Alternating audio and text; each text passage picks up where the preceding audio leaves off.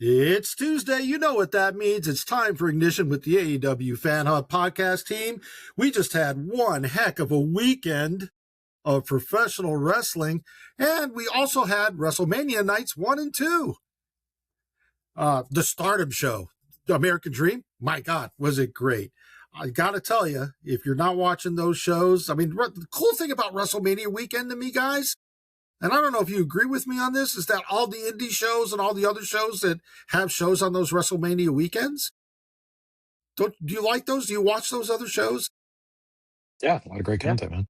Yeah. Did you guys see Sandman retire and Foley came out and kill and squash the Invisible Man for him? The Invisible Man was toast, man. Oh, that poor guy. Got Mr. Sacco just killed the guy. Yeah. But anyway, let's get on with the show because we got a lot to talk about tonight. This is Kelson. And this is Barry. In the news front, the members of the design team behind AEW merchandise were let go as part of Pro Wrestling Tees' relationship with AEW, which has led to some consternation on Reddit. If you want to head to the next slide there, Kelson. And a lot of people took that and ran with it and came up with conspiracies enough that Pro Wrestling Tees issued an official statement that said the person who made the Reddit post circulating has no knowledge of our business. Nothing on that post is true, except that we unfortunately told some of our contracted designers we would not need them for as many AEW designs anymore. Some of the AEW designers are still contracted. Nothing has changed, and otherwise we are still fulfilling the merchandise for AEW. So hopefully that clears up some of the confusion. It's been a little bit of drama today on the news front, but all things considered, I wish the best of luck to all the artists and hope they continue to find work elsewhere. Hey everybody, this is Chris with a little bit of fun, silly news. Chris Jericho has trademarked the guy who gets his ass beat by the Demand every week that he shows up. Never change, Chris Jericho. Never change. Hi, this is Valerie. So AEW is reportedly set to run Redemption between Forbidden Door in June and August with All In, my two favorite pay-per-views. Let's go. Chris here again, and more fun news. After Tony Khan tweets, AEW is where the best wrestle after WrestleMania 42, night 1 ends. And I think we can all agree he is right. What's going on? It's your boy ZOMG Shane D. AEW's Double or Nothing has sold over 11,000 tickets. For those that don't know, that's at the Louis Armstrong Stadium up in New York. And they have a capacity around 14,000, and only one match has been announced for this card. And it's a pretty important one. If you guys are paying attention, there's a lot of rifts between Konosuke Takeshita and Kazuchika Okada. And we're finally getting to see them square off for the AEW International Championship. I think this is going to be a really great match. There's a lot of implications for the Don Callis family faction and what, the direction that they're going to be headed in moving forward after this match. Is Don Callis going to turn on Okada? I don't see him really turning on Okada, to be fair. I mean, like, Okada's a bigger presence in the Don Callis family, and it seems like Takeshita is kind of hitting a redemption arc. That's my opinion. I think the match is going to be absolutely solid. Takeshita is one of the best performers on the roster right now in terms of the men, in my opinion, and I think we're going to get a real slobber knocker out of this one, boys. What do you think? Boys and girls, excuse me. Well, look, I want to ask a question on top of that, because do you really think that Don Callis is going to turn on either or? I mean, is he going to turn on Okada, and is he going to turn on Takeshita? My take is that he's going to turn on Takeshita. Yeah, of course. And by what I mean by turning on Takeshita, he's going to turn on Takeshita before the pay-per-view, but he's going to flip it at the pay-per-view. He's going to betray Okada. It's going to be a total swerve. You think? I absolutely think that Takeshita will be in the Don Callis family after Double or Nothing, and Okada will be gone. Are you going to see sad Okada? I fantasy booked that a little bit differently. Go ahead, Chris. I say we might see the return of crazy red-haired balloon Okada. Oh, man. We could only be so lucky. I mean, in my fantasy pro wrestling world, there's been a lot of build-up for Takeshita actually leaving the family. And there are a lot of people with a lot of history with Okada in the men's division right now that seemingly, could be an issue.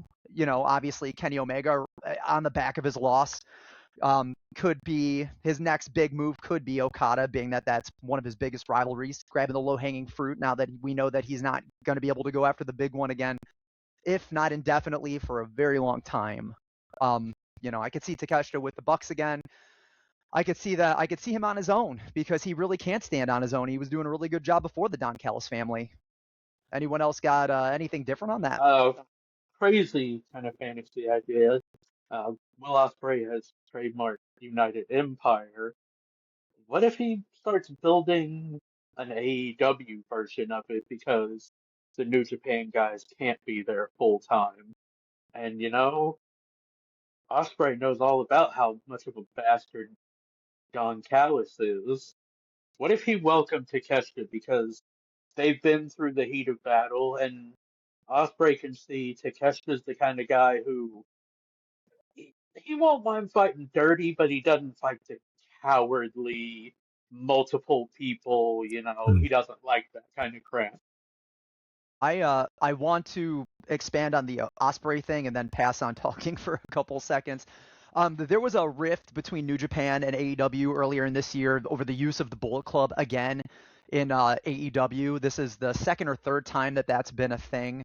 I think that Japan is giving AEW permissions for United Empire as a segue into Forbidden Door. I know he just trademarked that, so it'd be cool to see them expand that outward. I cannot see, who in AEW?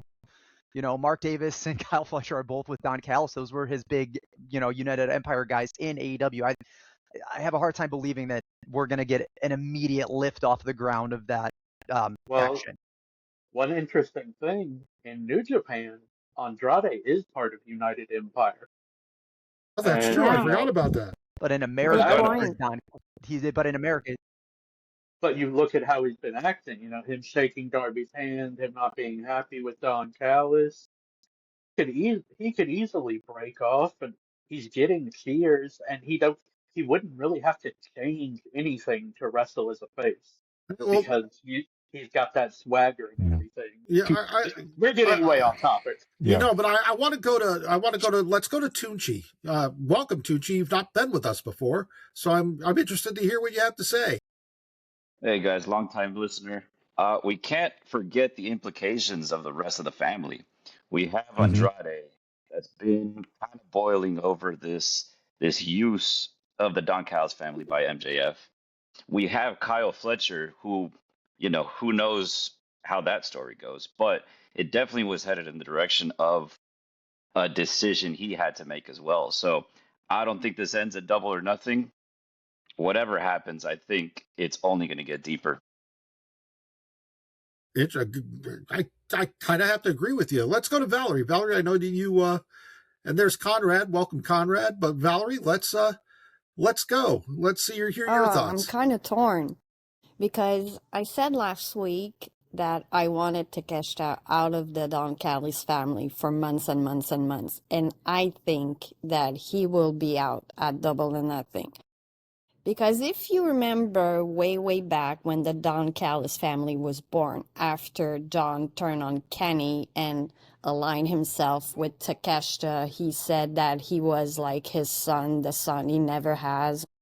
He had the saying, oh, he's better than Inoki, better than Tanahashi. And then he used the same lines with Okada. So I believe that he will stick with Okada because Okada is like the big star in Japan and he now is with AEW. So I think, and I feel very strongly about this, that Okada will stay with the Don Callis family and Takeshita will be out. Barry, before you start, Conrad, we're getting a message. You have some connectivity issues and it says for you to go off and come back without trying to use your camera. Barry, let's hear what you have to say. I got nothing to add. You've got nothing to add. I was about to say, crying out loud. The sky is full. Are you sick? You feeling okay over there, bud? Yeah. Well, Valerie and Tucci kind of nailed it. Okay, yeah, let's keep it short. Yeah, no, I'll keep it short. I think this is all going to boil down to Don needing to make a choice, and the whole match is going to be centered on who's Don going to pick. And I think everybody's kind of seeing that in their head. The screwdriver is going to come into play here.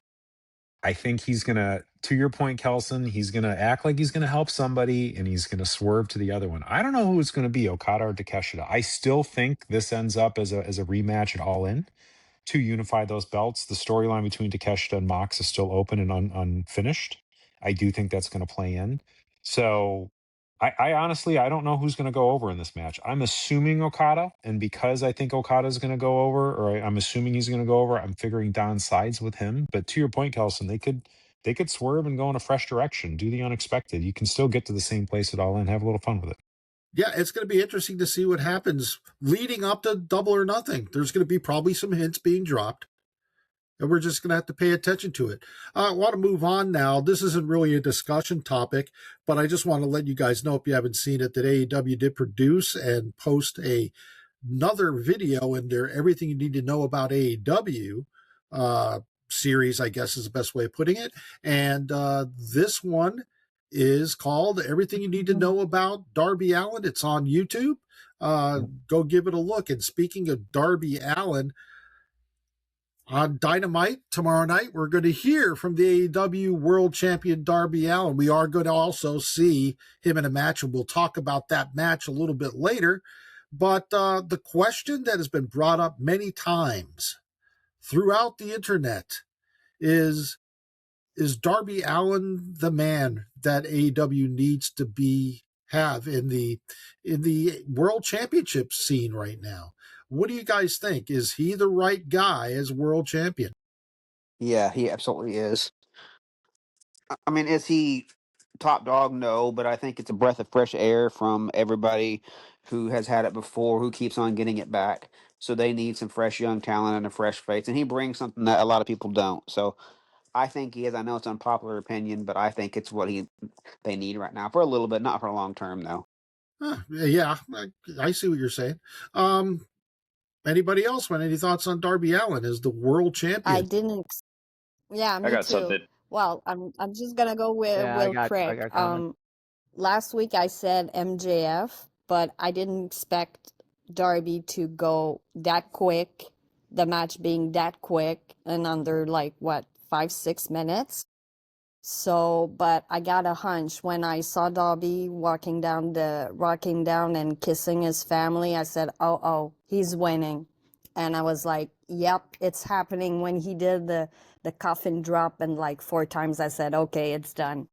So I'm happy, but in a way I'm not, because of the match that MJF had with Kenny at Dynasty, and Kenny not winning it and Darby winning it after. It was like, oof. Yeah, I get that point, Valerie. It does seem kind of suspect, because I think most people would say that Kenny Omega has the more stellar career than Darby has had. But to be fair to Darby, he used exactly the same thing that MJF did to Kenny at Dynasty, because I watched the match back, and because where I was sitting, I couldn't see very well. So I watched the end of the match, and I knew that MJF did something, but I didn't know what. And I watched it again, and then I saw what he did and was like, okay, Darby, he's doing the same thing that MJF did to Kenny, and now I got it. All right, Tunchi, you were going to speak, and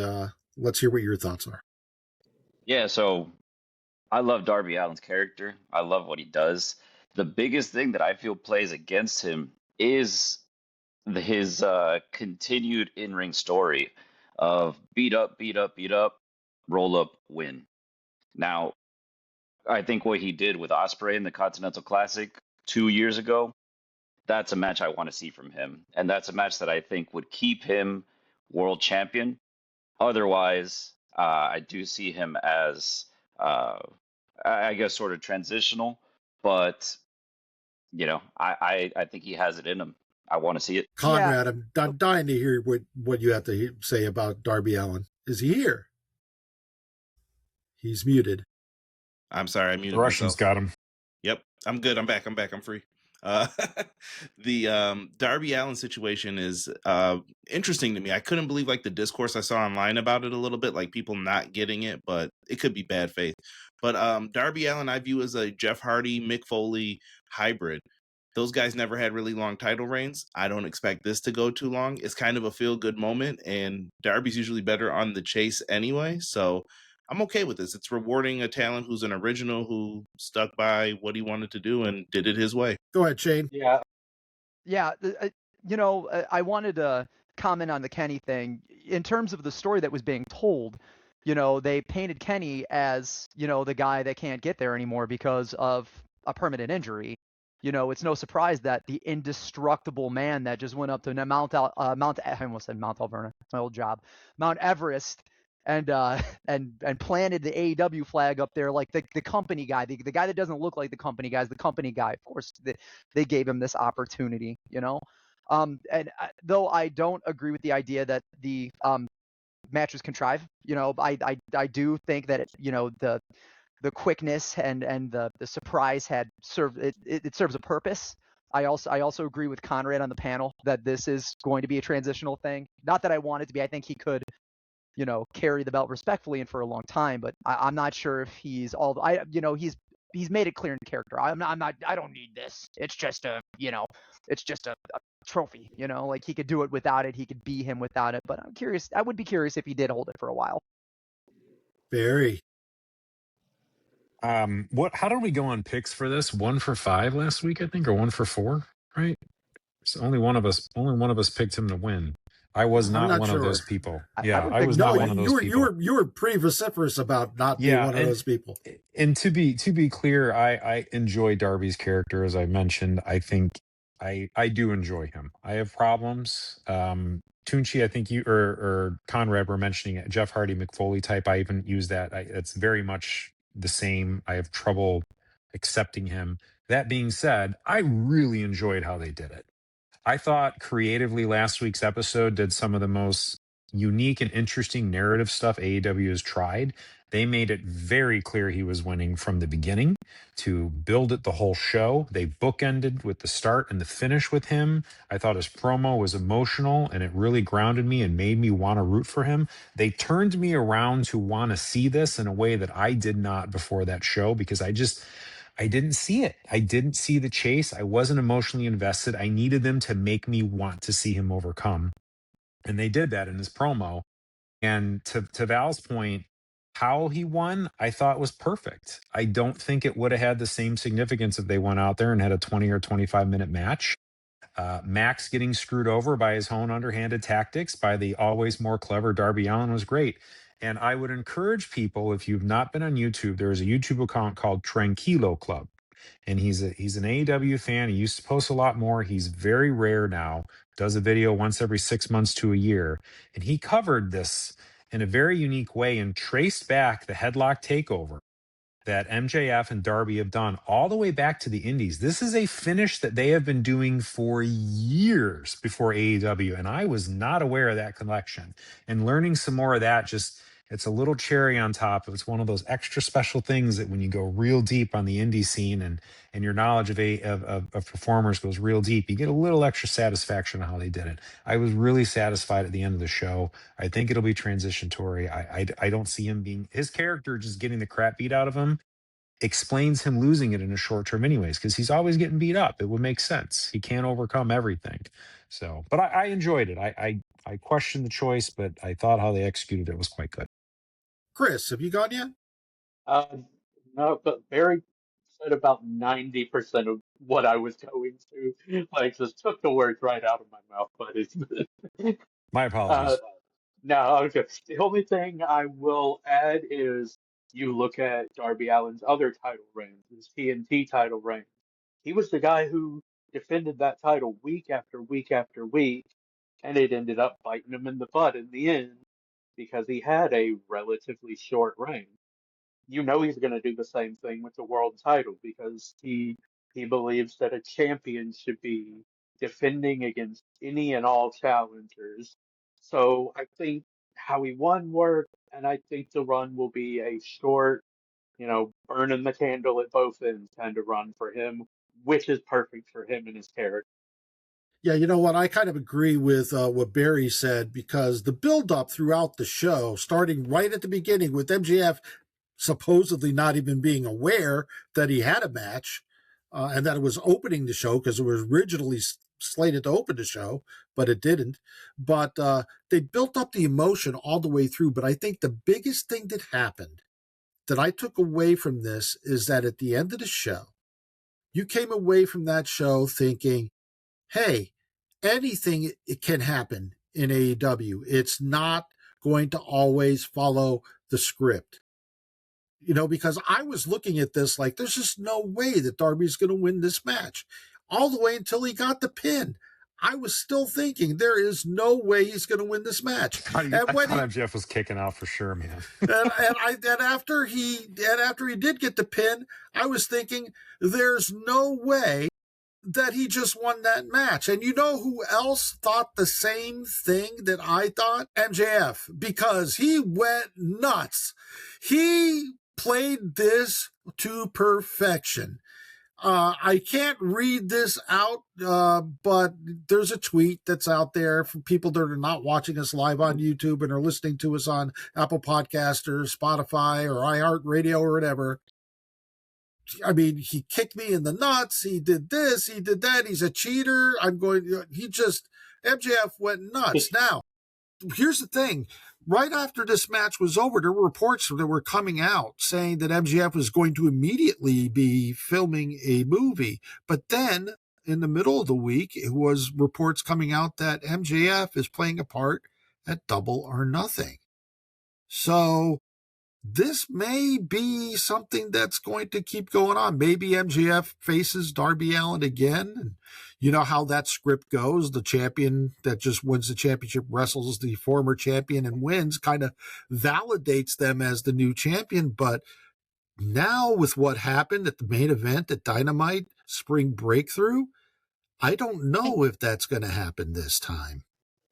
And speaking of Dynamite, that really wasn't a discussion topic, but I do want to bring this up. And now that Conrad's here, Conrad, why don't you tell everybody about your podcast tomorrow night? There we go. If I could hit the mute button. Yeah, we're going to be talking Dynamite right after Dynamite goes off the air. If you guys come over to Everything Pro Wrestling or at EPW Show, we're going to be talking about everything that we're running down tonight. So it's always fun, good time. Come talk some pro wrestling with me and my buddy Derek. Yeah, Conrad and Derek, they're so much fun. Guys, people on the podcast, I know, Chris, you've been there. I don't know if anybody else has been. Yeah, it's so much fun. I have a good time every time I'm on that show, you know, not on the show, but listening to the show. They're very fun, and give it a shot. So let's talk about MJF now and Darby Allin and, well, Tommaso Ciampa, because we have a world championship match tomorrow night between Tommaso Ciampa and Darby Allin. Who was it that said that they were kind of tired of seeing Darby Allin, you know, following the script of getting his ass kicked and then roll up at the end of the match? Who was it that said All of us. Right. Pretty much, yeah. I mean, very reminiscent. Darby Allin, the way his matches go is very reminiscent of Orange Cassidy matches to me, especially when Orange Cassidy was held the international title on that, what was a 44 defense reign. But let's look at this match. What needs to happen in this match? And do you think that MJF gets involved in this somewhat? I don't think MJF gets involved in the match, but I wouldn't be shocked if we see some post-match shenanigans involving him. As far as what the match needs to be, I think we do need to see Darby Allin getting some solid offense. You know, he's always going to be the kid who takes 3 shots to give 1 and just never stops fighting. And with Tommaso, you know, he'll have that, but he needs that big kind of fiery comeback, not just a quick roll up. I do think Tommaso Ciampa is the perfect guy to give him that match. Just like the match he had with Ace Austin. Yeah. I think he's pretty good at getting blown up in the ring and just having a fast-paced match. Yeah, because Darby, one of the interesting things too on Dynamite is they went out of their way to line up challengers for Darby before he even won. Ciampa said he was going to say it. Kevin Knight came out and said he wants a shot at the title. So I think Kelson or somebody else in a moment was mentioning that what are they doing? And I think one of the keys to kind of solidify Darby is you don't want him in there against a big person because it's just going to make him look super small. And so they've got him in there and they've lined up challengers that are relatively the same in height. Ciampa's bigger than him muscular wise, but he's not a huge dude. Same for Kevin Knight, fit, athletic, but not a huge dude. And let Darby go in there and have a match where he doesn't get the crap beat out of him. I'm sure Ciampa will beat him up and throw him around a little bit, but people forget too, and we even mentioned this last week, like Darby can wrestle. Like he's good in the ring when he's not just doing a match where he gets beat up. So I'm really excited to see what they can do. I hope they give him 10, 12, 15 minutes to go out there and really have a good time and remind people that Darby's more than just a spot fest guy. Let me ask you a specific question, Barry. Do you think that Darby needs a dominant win, or is he okay doing the way he's going now? I don't want to, as the champ, I don't want to see him with he gets beat up and scores with a roll up. With Orange Cassidy back in the day, that made sense because him being exhausted as a champion, how's he going to get out of this one was part of the story. As a fresh champ, I want to see him go. He's got to be established as a guy who is worthy of carrying that belt, and somebody who gets the crap beat out of him and wins in a fluke win isn't that guy. And so I think I am hoping, let me put it that way, that we get a more competitive match than traditional with Darby Allin. Well, Conrad has raised his hand, so I'm going to go to Conrad here for his opinion. I just have one thing I wanted to bring up to the panel. There's something interesting about Tommaso Ciampa. I don't know if anyone caught his tweet, but first time he challenged for the NXT championship, he won the championship. First time he challenged for this, he went through all the titles and he was like, first time I challenged for the Ring of Honor TV title, I won it. And I was just like, that's interesting. It was a good way to get people believing like it could happen again. So yeah, that's very true. They just showed last week anything can happen. Who said that? Like anything can happen. They established that last week. So it's a good point. Yeah, Conrad, I mean, there was a period of time that Tommaso Ciampa carried NXT. What a great time for NXT as well. I mean, that was the golden era of that. You guys really, I want to ask the whole panel, you guys really think that MJF isn't going to interfere with this match in some way, shape, or form, albeit whether he's coming out himself, masking up, or paying someone on camera to come out here and mess with themselves, not being directly involved? I mean, like, I think given the nature of how he lost, I think he'd have more incentive to run out there and be hands-on with revenge. Desperation. Shane, it's the return of the devil, or as we like to call him, CM Punk. Shane, don't drag me back there, please. So Shane, though, on that, like, MJF's not going to let somebody else win that belt. He's not going to screw Darby over and let Ciampa. He wants it. He wants to beat Darby. So maybe afterwards, but I don't think he's going to impact the finish of this match because he's the one that wants to take the belt off Darby, right? By any means necessary. The low hanging fruit is his thing, and I do agree with you. He wants to take it off of Darby. I wasn't implying that. Okay, I'm following you now. I would see him and obviously, this is just filler. Darby's gonna go over Ciampa. They're not gonna be popcorning the AEW World Championship. That's not going to be a thing. It's not, at least not right now in terms of story, but yeah. Yeah, see, I got to agree with Barry. I don't think he's going to interfere in the match, but I wouldn't be surprised if he comes out and beats the crap out of Darby afterwards. And I think it's going rematch at Double or Nothing, and MJF isn't going to wrestle at all between now and Double or Nothing because he needs time to recover. If Darby wants to be stupid and defend against every Tom, Dick, and Harry out there, fine. No matter what happens, I am in the main event for the world title at Double or Nothing. I don't think it's a good idea for him to do every week. I don't think he will, but I myself really kind of want Darby to get away from the coffin drop as much as the finisher and start using the death drop and stuff that are a little more tamer and easier to pull off. But he's going to do an excellent job. I love the way He's doing stuff, but MJF is going to bide his time, and they could have a match, but that doesn't mean that MJF needs the title back either. Who's going who if they run back the MJF Darby match and MJF does lose and Darby continues to carry, what happens after? That's a good question. I mean, like, anyone Something for Forbidden Door, maybe. Yeah, I mean, you could find someone from Forbidden Door. You could do some other things too, and there's other people. El Desperado in a freaking death match. Well, you need somebody about Darby's size, so Saya El Kamatani. Phantasmo, is that his name? Was it Phantasmo? What is it? Yeah. El Phantasmo, but El ELP. Desperado. Oh, And I was thinking. Yeah. Anyway, El Desperado and Darby have been wanting to have him. Well, I liked what you said, Shade. Who is that masked man?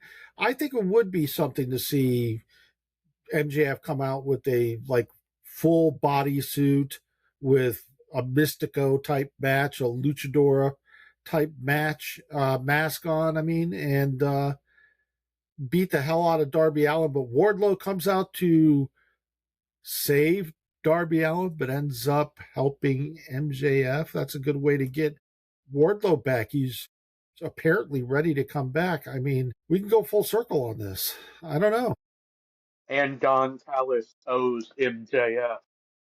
And that's very true. What if he sends Andrade out?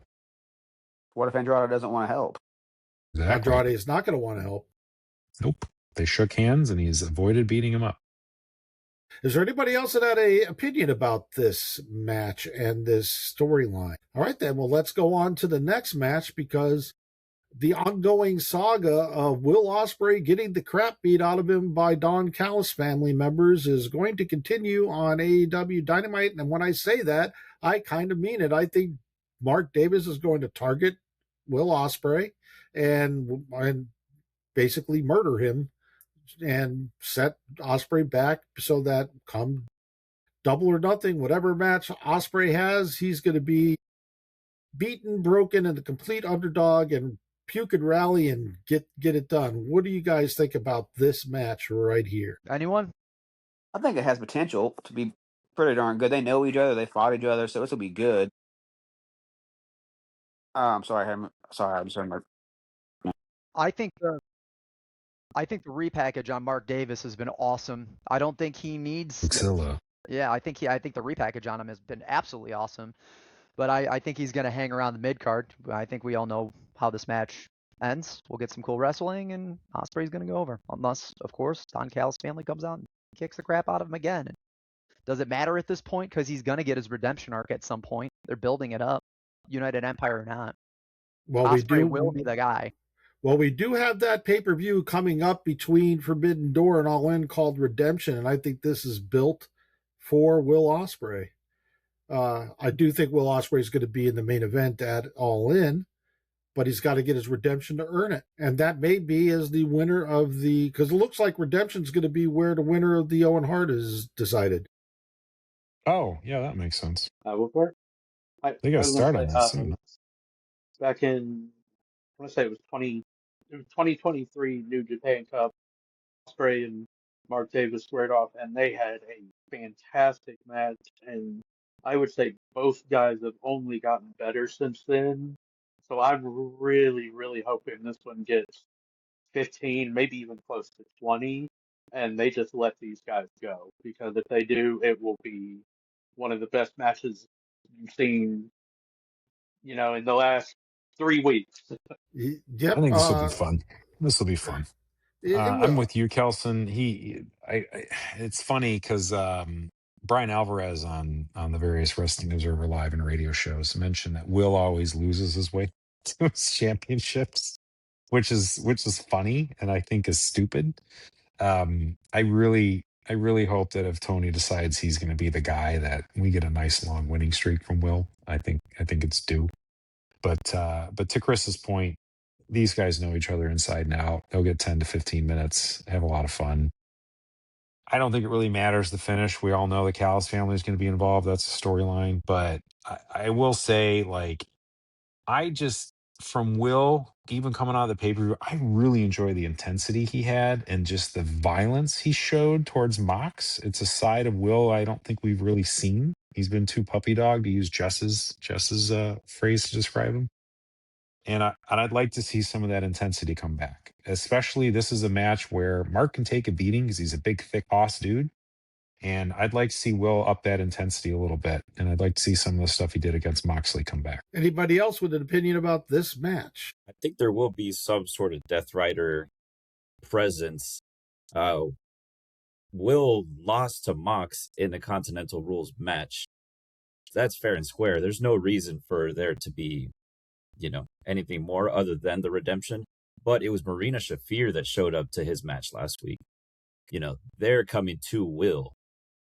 Where's that going? That's very true. Well, we're just going to have to wait and see, because I think a lot of this is going to be answered tomorrow night.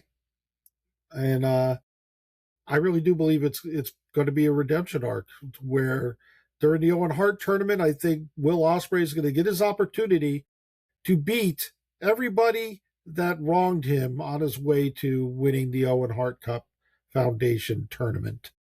It's as simple as that. But there's another match on Dynamite tomorrow night, and this one is kind of really interesting. Mina Shirakawa against Hikaru Shida. Shida looks like she's the heel of this era of her existence. Shirakawa, Mina's just Mina. They don't trust each other. Do you think that Shida's the one that took out Tony Storm? I don't know. Yes. The answer is yes. The answer is yes. Oh, absolutely yes. I'm not saying nothing else. And heel Flesh that Shida's out. awesome. You can't just drop that and be like, I'm walking Yes. away. Absolutely. You're gonna drag. You can't do that. Heel Shida's awesome. Just let it be. Let it cook. It's too soon. Let it cook. It's a yes. And when that cover's pulled back, it's gonna be awesome. Enjoy the ride.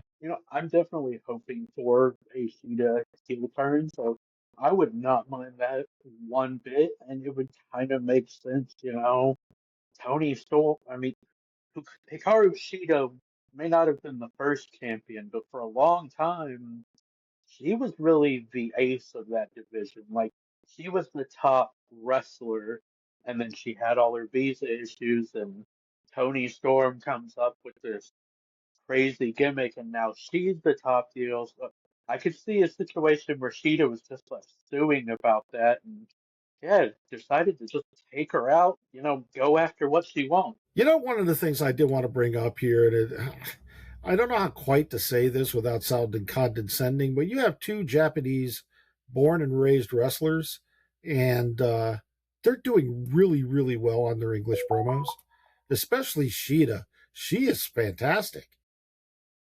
I have to give her props. Go ahead.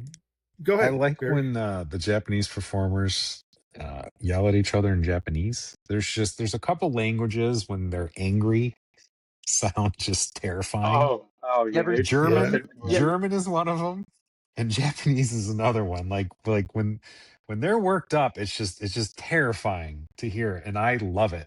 I really enjoyed when they would go at each other a little in Japanese, and then partner it with the English summary, so to speak. I enjoy when they do that, both in WWE and AEW. I like that a lot, and I hope the emotion comes out a little more. So it's a very tonal language. So you have that, like, inflection and things like that are very important. Like, because you can have one word spelled the same way but mean 9 different things just based on how you say it. it just sounds terrifying. I don't know what they're saying. It just sounds well, Barry, sounds scary. Somebody, and I have to apologize because I don't remember what it was, but somebody did translate the conversation between Mina Shirakawa and Hikaru Shida. The only thing I could remember was that it was really funny.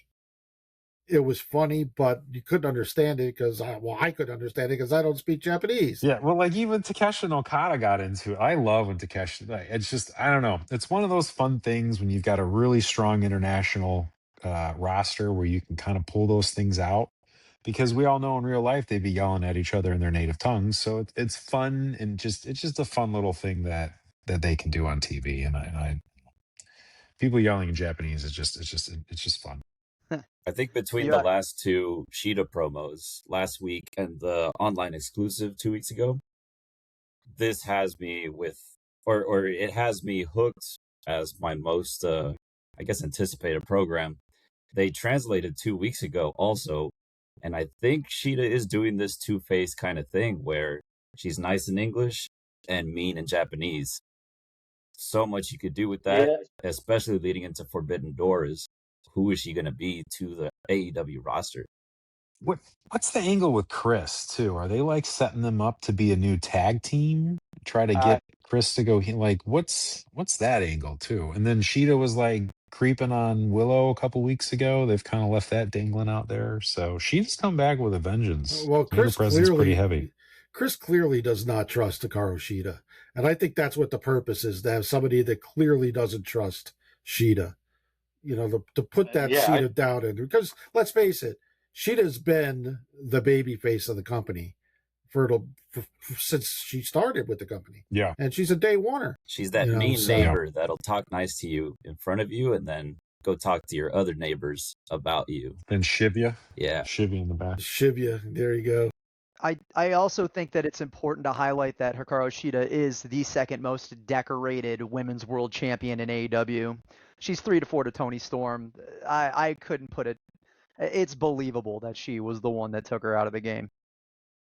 Wasn't it? Shida was the ace before Toni kind of took that mantle too. Sure, she's the first 3-time champ. You know, so when Shida last lost her title, wasn't it Toni Storm that defeated her? I think so. He sure was at Full Gear back in 2023, baby.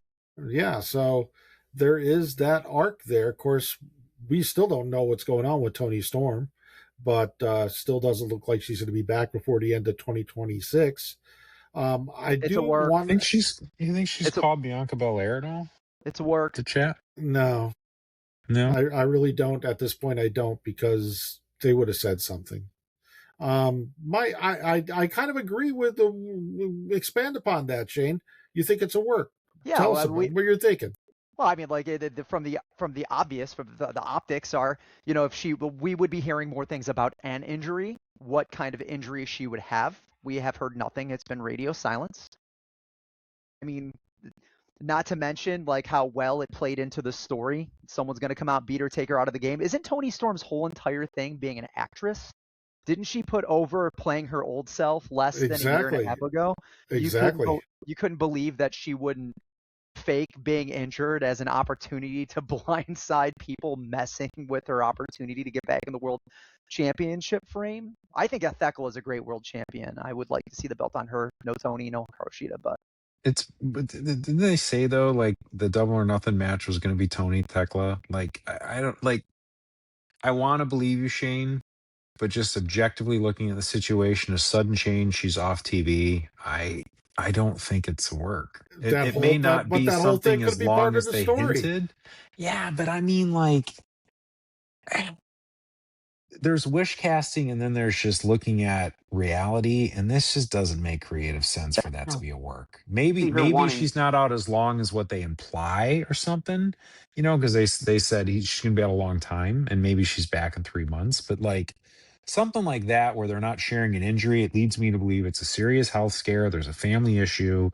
She is with child. It's one of those kind of things where it's not something you want out there if she's going to be gone for a significant period of time. I would have said she's with child or something by now. I'm not sure about that. No, they don't. You don't share any of that information. Yeah, you don't share that stuff. Yeah, wrestling loves baby announcements. Man, as a father of 4, I will tell you straight up, some women don't want to put that out in the ether, especially immediately, and not to mention her husband also works for AEW. You know, there's obvious implications with that. No, I agree with you. I mean, look, we just saw Bianca Belair in the best moment of WrestleMania Night 1, where she came out looking like Peanut from Jeff Dunham with that. She was dressed in purple. I'm sorry, but I thought of Peanut right away. with the belly button. I was like, that's Peanut, Bianca Belair. Yeah. But she was obviously more than 2 weeks pregnant, you know, when she came out and made this announcement, and it was still a surprise. Rocking those abs, though. Yes, I mean, yeah, but I'm going to say 2 words that are going to have you shivering in anticipation. All right, Frankenfurter. Redemption. Hikaru Shida against Tony Storm at Redemption, because Hikaru Shida did in fact take out Tony Storm. Only Tony Storm knows that Shida took her out, and she's going to come back, and that's a perfect setup for a match at Redemption. Make the new pay-per-view something big. You're going to have the Owen Hart. It looks absolutely like you're going to have the Owen Hart tournament finals at Redemption, and then you're going to have Hikaru Shida against Tony Storm at Redemption. I think that makes the pay-per-view a must-see, and that's what you want.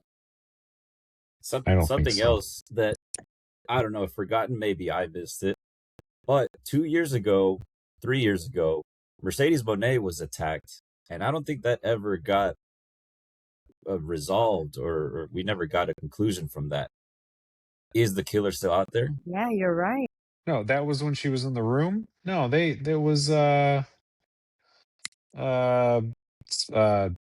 Julia Hart when she was attacked in the room. They revealed it was Julia Hart. Was it said? Okay. Yeah. Okay. I don't remember that. Honestly, I don't. So, Tucci, I'm with you on that one. I didn't remember it. Must have not have been a very good angle. It was not in one of the better creative. This was at the tail end of the dark era in the 2024 the time. Dark Ages. Yeah, they had a rough 18 months. To wrap up the show, I wanted to talk about something that I know is near and dear to the hearts of some of you here.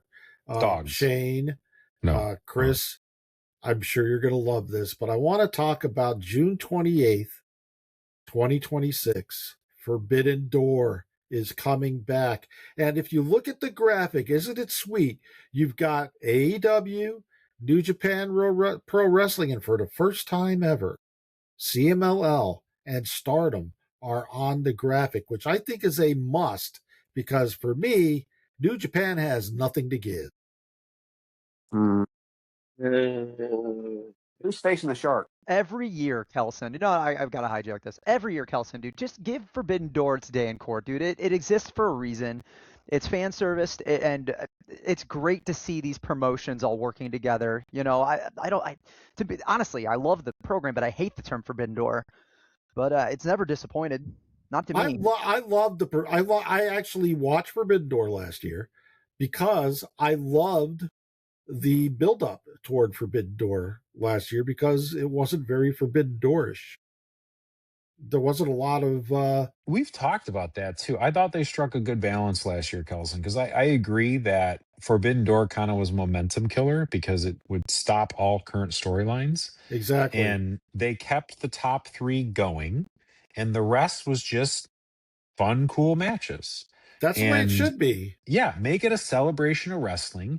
Have a couple you can book stuff, but keep the main stories going. Have those matches still. And the rest is just a celebration of the best people in the world doing what we like to watch. There is absolutely no reason to have a storyline for Forbidden Door.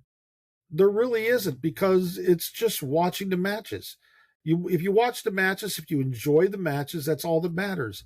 They don't mean anything. New Japan's never going to win a title from AEW. Did you make this graphic? No, I did not make this graphic. Oh, okay. I'm just choosing Darby in the casket. I thought was. I just picked face up the on Shark. There's a shark. Forbidden Door jumping the shark. There you go. Because they're in San Jose. Still, that's kind of a weird thing to I put can't on get over Darby in the coffin on the ground. Yeah, I don't know why I did. It's so funny. But the graphic has some cool. Persephone is definitely on the graphic. Mystico is on the graphic. Frankly, I'm hoping that we see a really, really, really strong representation from CMLL and Stardom, because again, and I mean this from the bottom of my heart, and it pains me to say it, New Japan has nothing.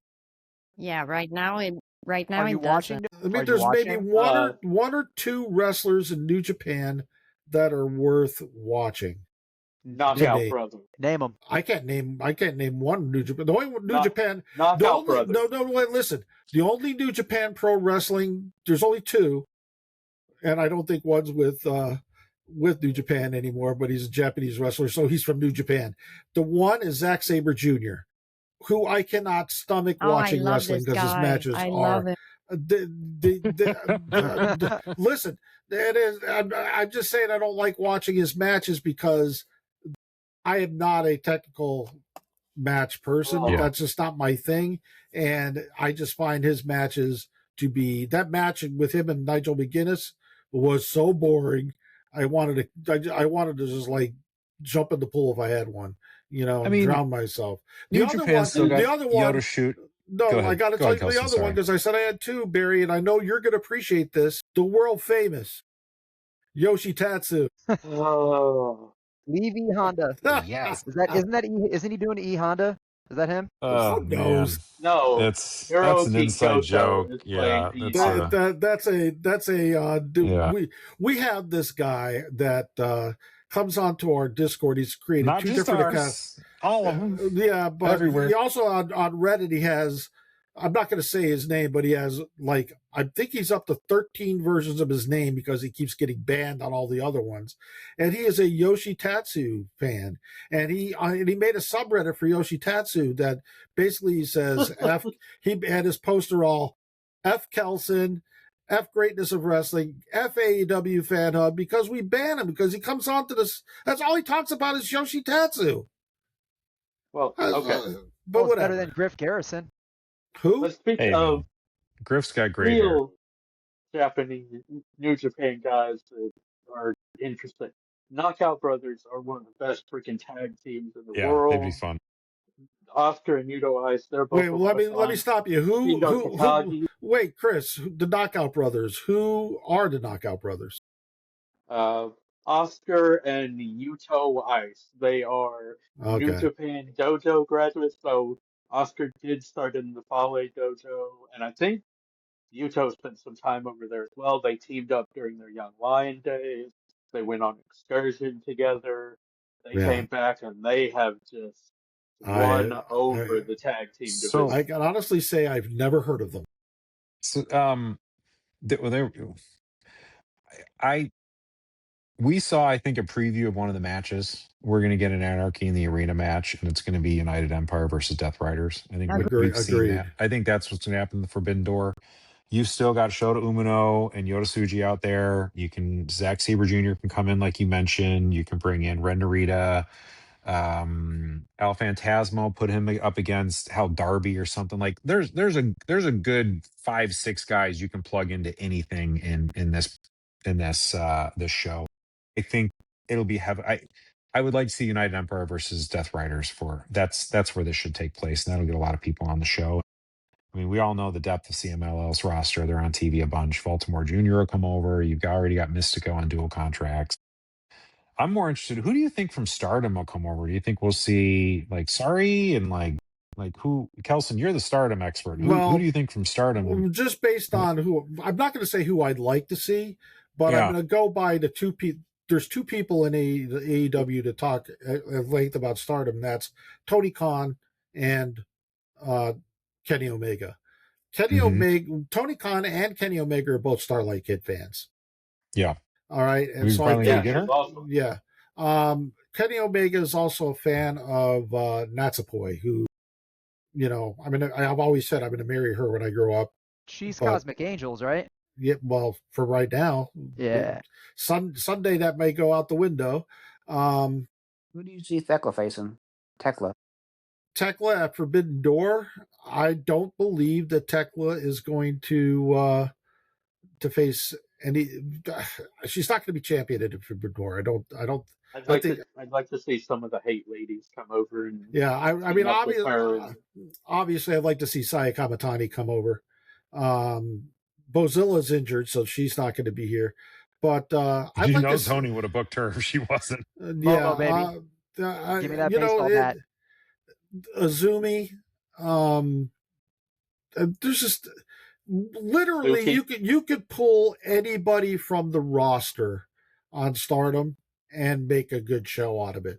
Stardom just had American Dream 2026 on Friday, and there was Stardom basically versus AEW. Starlight Kid, May Sarah, and Oh, who was their partner? Azumi. Oh, Azumi beat the crap out of Willow Nightingale, Harley Cameron, and Chris Statlander. Yeah. I mean, just destroyed them. Starlight Kid hasn't been on AEW TV yet, has she? No, I didn't think so. Neither is Natsupoi. Matter of fact, Natsupoi was at American Dream, and she did a couple of indie appearances. That was her first matches in the United States ever, and Gotcha. she's a veteran. Maki Ito is was supposed to be there, but she was having visa. Somebody is making a ton of noise. But anyway, yeah. So I mean, and again, the same thing goes for CMLL. You've got Persephone, who's definitely going to be there on the women's side. You got Mystico Hechicero. It just did.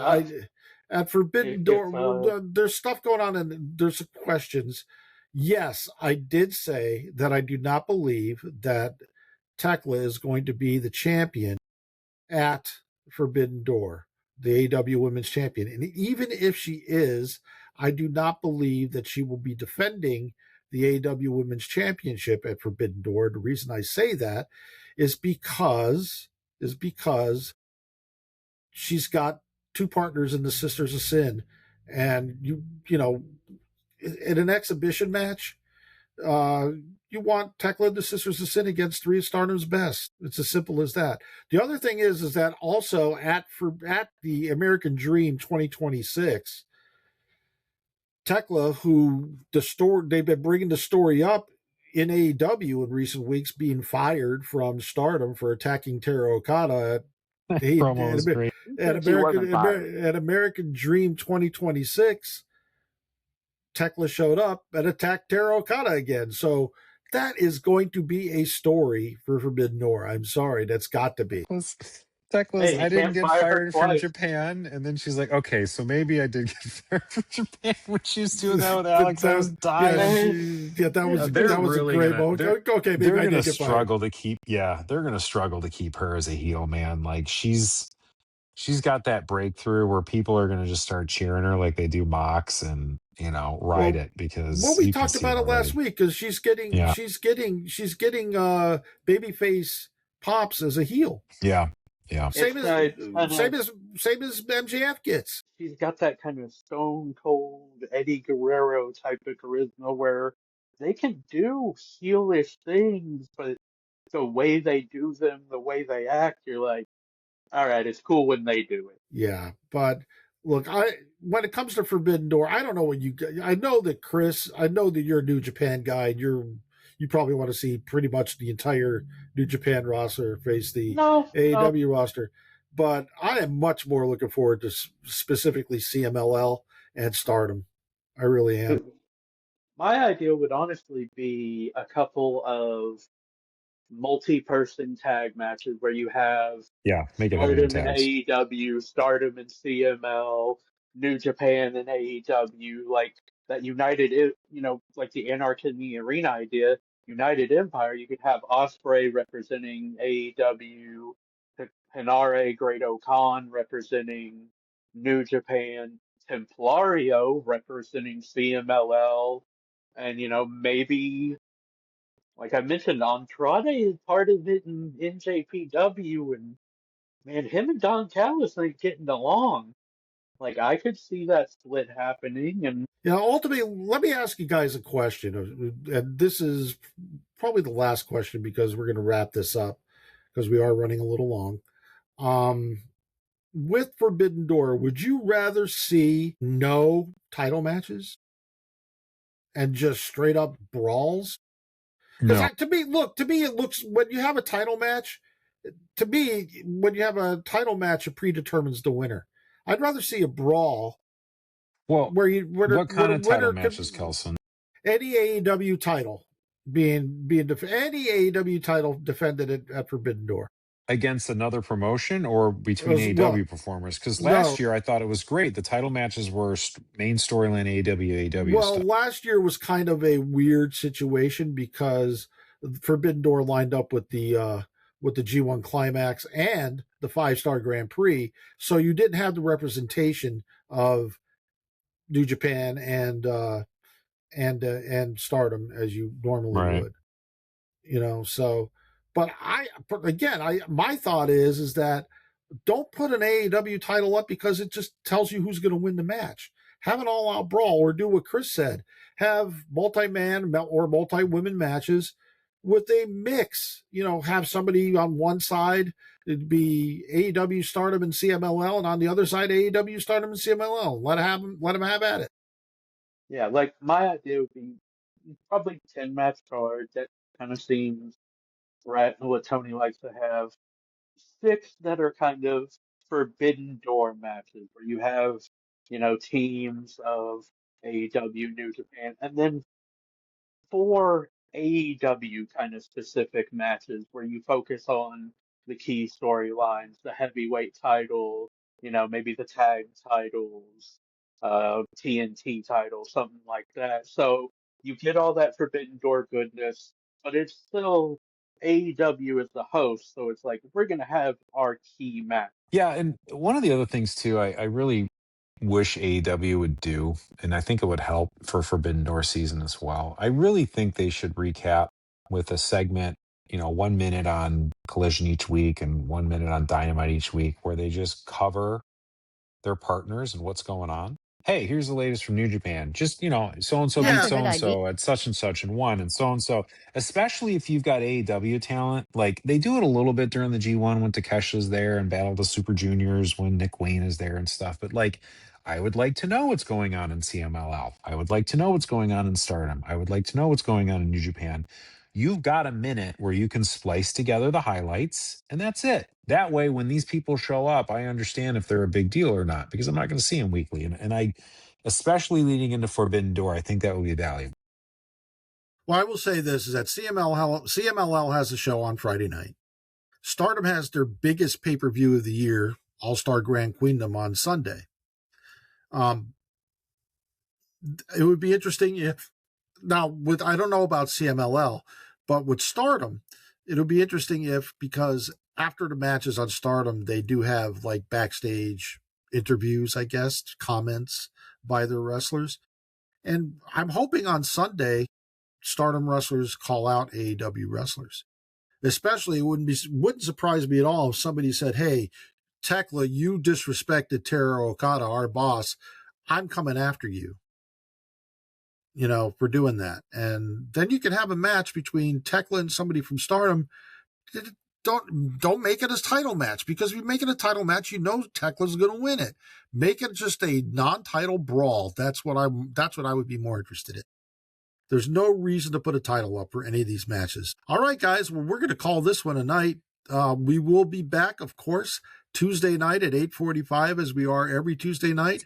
Again, make sure you listen in with the EPW show after Dynamite. Right after that show, go on to @EPW show on YouTube and listen to their podcast. It is a lot of fun. We'll be back with our, controlled insanity on Tuesday night at 8:45 Eastern time. Of course, be sure to listen to the podcast, make comments, give us a rating. What do they need to do, Barry? They need to give us a thumbs up, and what is it? Subscribe. Smash that like button. No, I don't want to do this. And Smash that like button. And hit the bell for the notification reminders. bell. Yeah. Oh God, I hate that I stuff. hate that stuff. Smash. Yeah, I'm much. Subscribe and hit Look, that I'm much. button. we are friendly here. You can politely press the subscribe button. That would be most helpful. But anyway, for the AEW Fan Hub podcast team, this is Kelson. Good night, everybody. Good Good night. night, Eddie Kingston. Good night. Justice for Okay, MJF.